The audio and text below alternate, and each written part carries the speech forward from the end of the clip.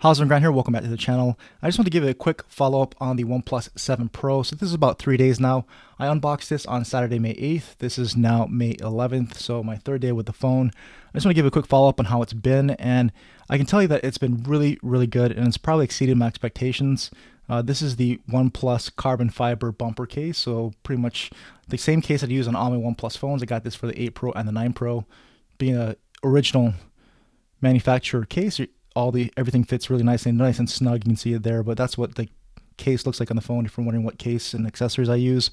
But let me take this off and show you the phone. And hardware wise, like I showed you in the unboxing, this thing is really, really nice. This is the almond color, as you can see here. I used to have the Nebula Blue, and I really liked my time with the OnePlus 7 Pro then, and I'm really still liking it now, even a few generations later. And I think probably this is OnePlus's best hardware design, I think, of all their phones. I like this the best. It's got the uninterrupted display here, so you don't have any kind of cutouts or anything on the display. So you have a completely uninterrupted display for consuming media and all your content, and it looks really good. Super AMOLED display, really nice looking panel like you would expect from OnePlus phones. Pretty much can't tell the difference between an 8 or 9 Pro from the display to the performance to everything. It's just running really, really nice and smooth. Design is really great. You've got the classic alert slider that OnePlus is known for. So again, really clean looking design. The camera module is centered and very symmetrical. So again, and you got the pop-up camera up top, which is still pretty cool to me. It's really interesting, I think, to have a pop-up camera, something a little bit different, and keeps the whole design very nice and clean. You've got evenly curved edges around the back edges there, and how the front display curves into that as well. So everything's very nice and symmetrical here. I like curved displays. I know a lot of people may not like that, but really good display panels. You don't get false touches, and I'm not getting any false touches on these curved displays, at least personally for me. And I think the OnePlus 7, after been using it for a while, I forgot how I think the edges are a little bit more curved than the 8 and 9 Pro are. Those are a little bit more squared off. They have more gentle curves on the front display. This is a little bit more pronounced curve here on the 7, and I actually kind of like that. It just gives it a nice symmetrical curve on the front, curve on the back, meets up right in the middle to aluminum frame. So hardware-wise, I really like this. I think I prefer it to the 8 and the 9 Pro hardware even. Just a very clean looking design. And like I said, display looks really nice and vibrant, looks really great. Can't really tell much of a difference between the 8 or the 9 Pro. So I think from a hardware perspective, display perspective, performance, everything, I don't think you're going to really be disappointed from the OnePlus 7 Pro. You know, everything from day-to-day tasks obviously is going to run really well here with the Oxygen OS and how they've optimized that with all their hardware.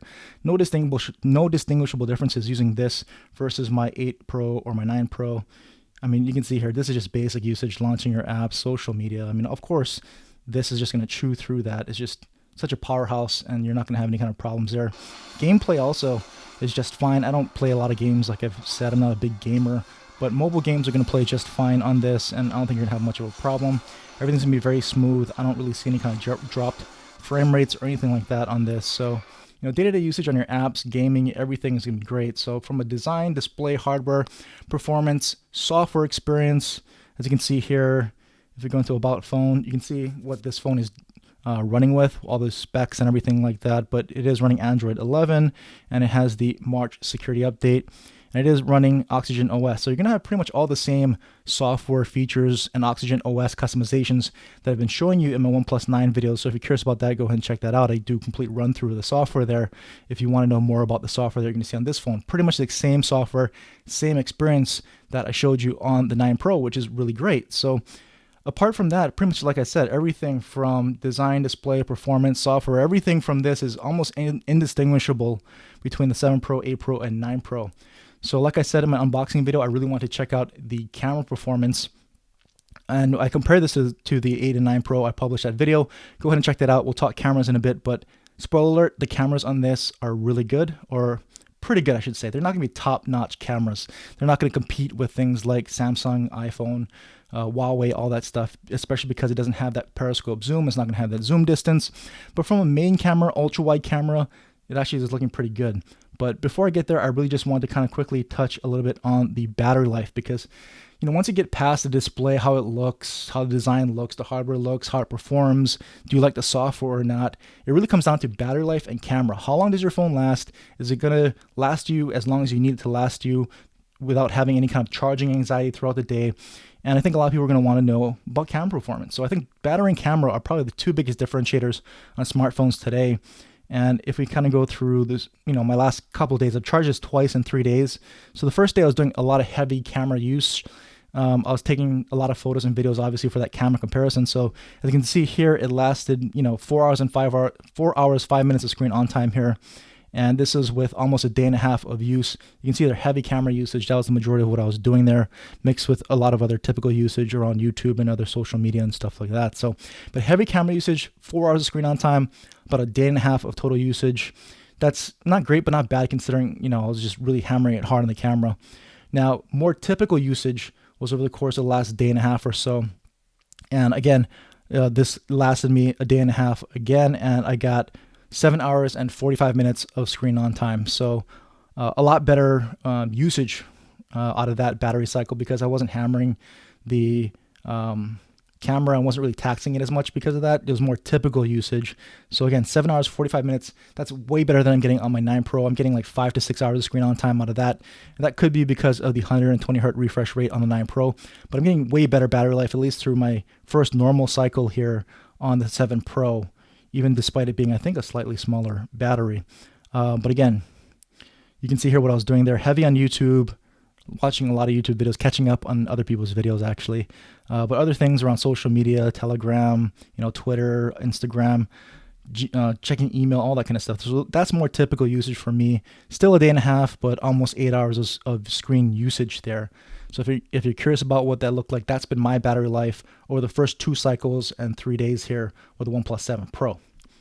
Now, quickly, I just wanted to touch on cameras. Like I said, I did the triple camera comparison between this, the 8 Pro and the 9 Pro.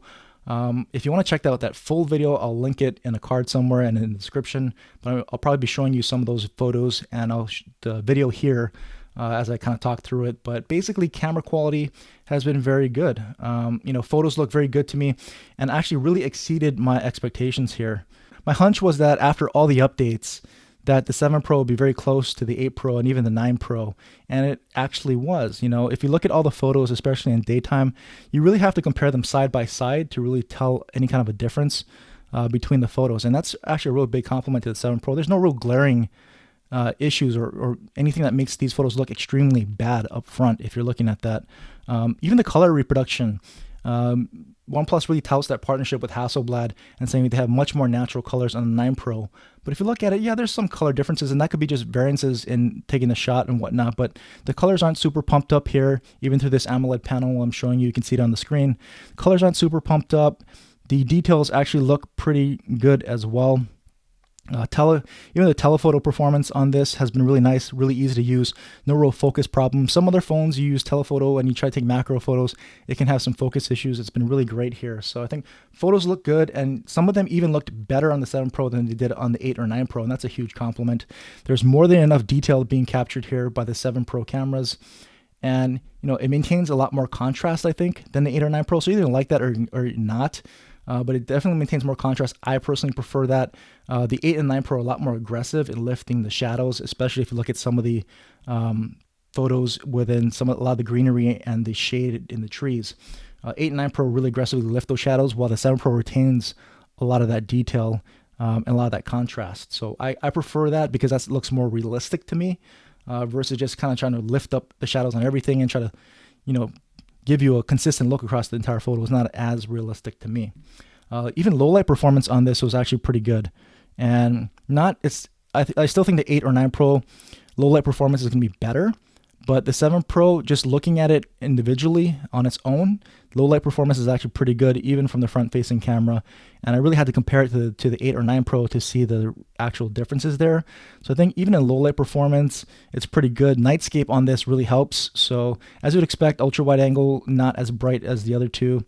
And regular photos, actually not too bad, really. But Nightscape really helps it a lot. And Nightscape performs pretty well here, almost equally well on the 7 Pro as it does on the 8 and 9 Pro. So in low light, just turn on Nightscape. You'll probably get very close performance to the 8 or 9 Pro from this 7 Pro camera system. So all in all, I was really impressed. I think the 7 Pro, after all the updates, is really hanging with the 8 and the 9 Pro camera performance across the board for good light, for daylight photos, even in low light. Again, all this means is I think for me, it's really hard to justify and recommend getting OnePlus 9 Pro, even an 8 Pro, you can save some money. I think the 7 Pro is on Amazon renewed for about $350 right now.